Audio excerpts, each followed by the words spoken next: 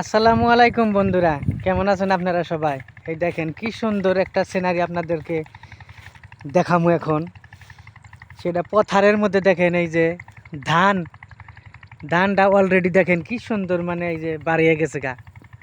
দেখছেন তো কত সুন্দর একটা দেখার মতন মানে লাগতেছে। ধানটা এই যে সুন্দর দেখেন বাড়াইছে, কি সুন্দর দেখা যাইতেছে।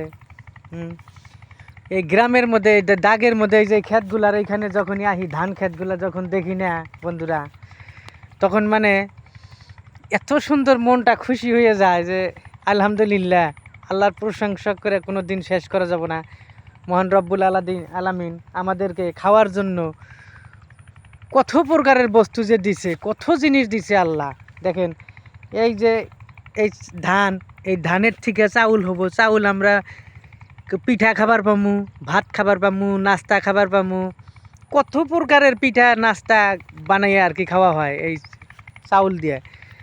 তো আল্লাহর প্রশংসা, সব আল্লাহর প্রশংসা। দেখেন ভাই, এই সারাটা দাগ এই অঞ্চল জুড়ে সব খালি ইরি খেত, সব ইরি খেত, দেখতেছেন না? সব ইরি ধানের খেত, সব ইরি ধানের খেত একদম। দেখেন কত বড় একটা দাগ।